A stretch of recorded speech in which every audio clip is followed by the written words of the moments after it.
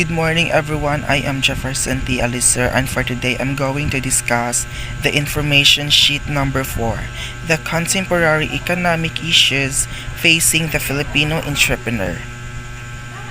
Philippine peso and foreign currencies trading with other countries is also an important economic activity that impacts on the economy. Selling locally made products called exports means we earn dollars as payment for these goods bought by foreign buyers. The rate of conversion of the Philippine peso to a foreign currency is reflected in the exchange rate. Peso dollar or euro exchange rate. So Philippine peso is currency abbreviation. And so a Philippine peso is a symbol of pesos. The Philippine peso has range of 48 below to 53.89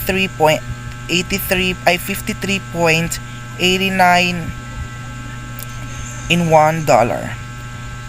So no, ang nakakuan sa banknote sa Philippine peso is 20, 50, 100, 200, 500 and 1,000 pesos. And the next, the peso dollar or euro exchange rate. So mao ni siya ang Bangko Sentral ng Pilipinas Financial Market Operations Subsector Reference Exchange Rate Bulletin. So as you can see no, ang Bahrain ang pinakadak-an nga exchange rate into a Philippine peso. It costs 130.5664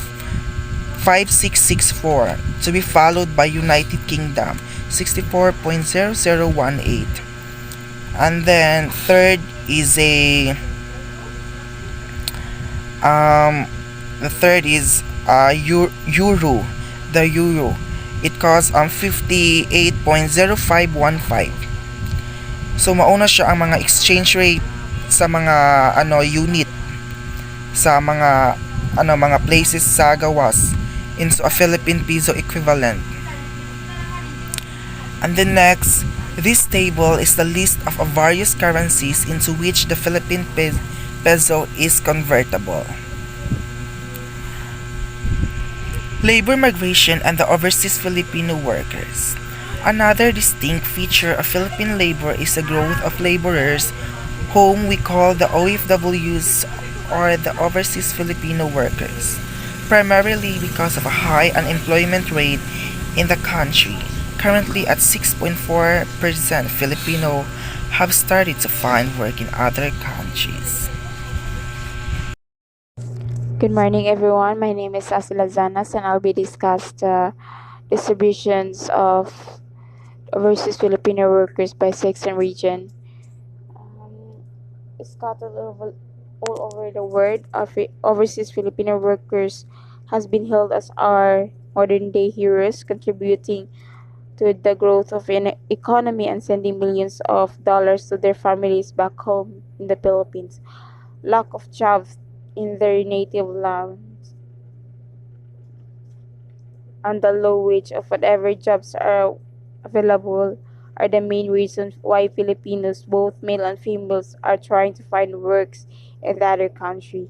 So the oversupply of workers has resulted in low wage level in sufficient job in relation to the available labor supply has also led to those low wage levels since the workers compete among the other workers. The limited jobs were open workers. Those limited jobs are not jobs openings. Those unwilling to work at this low wage level look for greener pasture, which they find in the other country. They do a wide variety of jobs: professionals, health workers, caregivers, engineers, construction workers, entertainers, and the teachers. So, for examples, why the reason why Filipino workers try to find the job in the other country because um, the lack of jobs here in the Philippines, so na possibility nga dili sila makatrabaho dugdali. The second one is because of high salary. so that they can afford their needs and wants. The third one is because gusto sa sila mo experience nga makawork sa laing lugar. So this is the ratings of the Filipino workers who works in the other country. So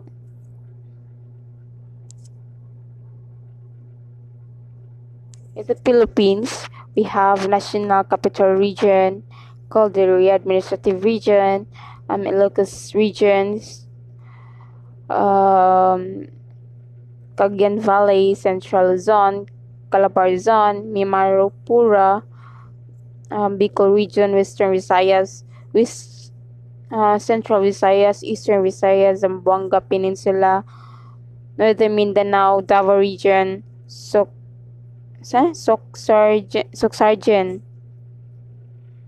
Caraga, and Autonomous Region in Muslim Mindanao. Unemployment. Many things lead to unemployment. Technologies are also leads to unemployment. How? Because the machine will replace the workers. So that is why gamay na kitag matrabaho diri sa Philippines because of the machine. For example, workers are needed to make shoes, but one day a new machine is made. It tells more shoes faster. So buying these shoes, this machine, and keep them working is cheaper than this paying wage to workers. So a workers factory will no longer lead a lot of workers. It would buy a machine instead. So syempre, pag nakay machines, then matriple naman ang trabaho, di ba? So, isa ka machine, tulo na, equivalent to tulo na katao. Then, business cycles also lead to people losing job. If the economy is doing badly, less goods will be made, less workers are needed. People will lose their job, but not all things that leads unemployment as long. So, that is why ang mga Pilipino gyud mobali na lang gilaing country para dito mag-work. So what happens to the country when many people there don't have jobs? It means the national income goes down. Syempre ang tax, if the Filipino workers kay mobalhin na og laing country, then syempre ang tax gamay na lang gid siya because foods, if you buy a foods, we need to pay a tax, di ba? If we transport, we need to pay a tax because of our gasoline, di ba? It also lose the funds. So, syempre pag malose ang funds nato sa atuang sa gobyerno, di na ta katukod og buildings like schools or roads. That's all, and thank you. Good morning, everyone. This is the continuation of the report about contemporary economic issues facing the Filipino entrepreneur. So, inflation. There is inflation when the prices of goods and services are high. So, inflation measures how much more expensive a set of goods and services has become over a certain period, or usually a year. Inflation is bad for many parts of the economy. It is very bad for those who have fixed income. So fixed incomes means they get the same amount of money all the time. It does not change. So when prices go up, they cannot buy as much as they need or want. Inflation is also bad when lots of people don't have jobs. So demands for goods and services go down when prices go up. This means less goods are made, and this leads to less jobs. Even those who have savings in the banks have a hard time. So for example, people put money in banks, so we call these money savings.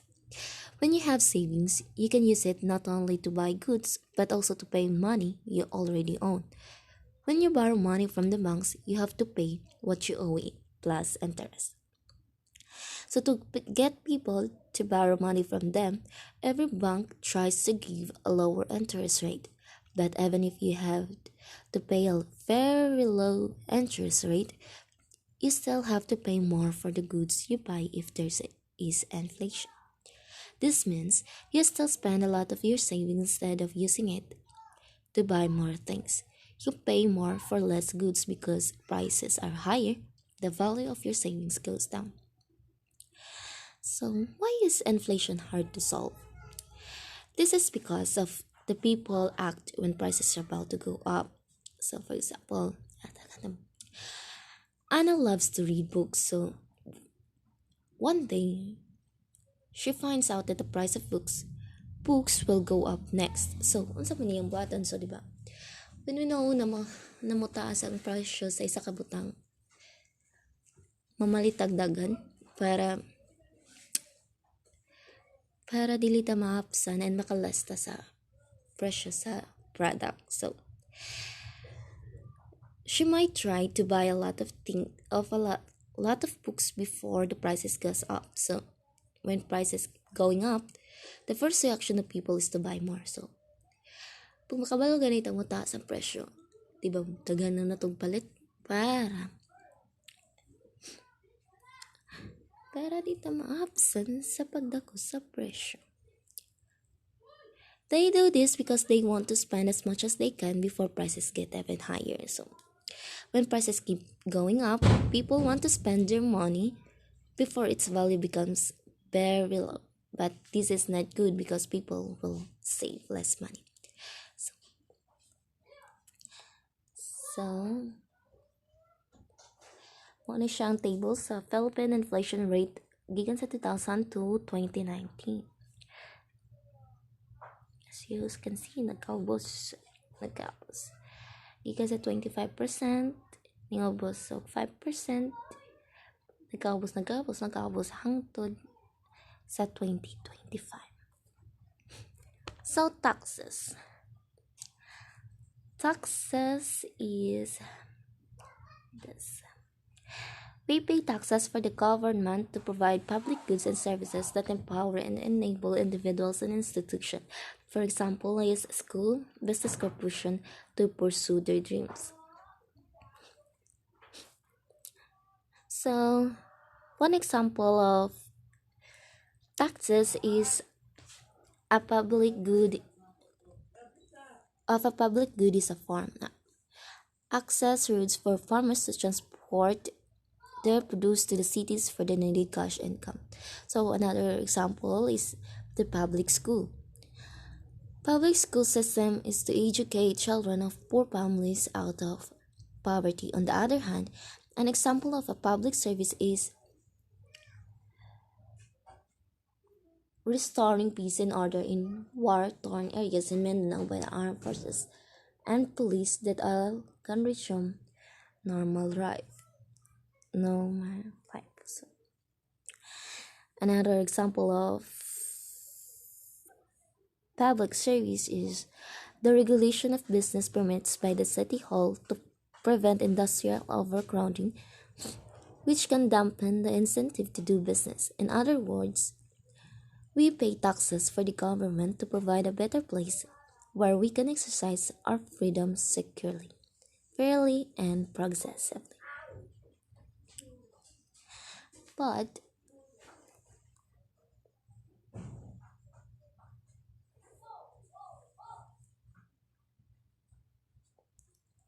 taxes are yet our burden even as we ultimately benefit from the public goods and services we get in return.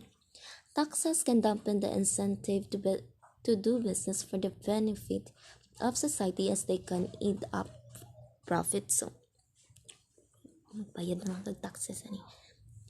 So, taxes can also distort savings, investments, and consumption as income earns shift to substitute. An example of is the high tax on interest income, which drives income earners to put their savings instead in individually lucrative but socially unproductive real assets like jewelries, idle loans, and the like. Ideally, tax tax benefit is maximized and its burden is minimized. So, the main issue is that hobbles the government to maximize tax benefit while minimizing its burden is the shortfall of tax collection due to corruption. As tax collection has even declined through the years, the budget deficit has correspondingly worsened. What is worse is that the government borrows from the public to make up for the deficit and stretch government spending. Ultimately, repayment of paying debts by drawing on the government budget only crowds out spending, especially on the more important public goods and services. Shortfalls of tax revenues and government spending can mean less road maintenance, book for the public schools, medical services, and medicines for the poor. So, on the top of the shortfalls, corruption misallocates spending on the not so important from the more important public goods and services. Thank you.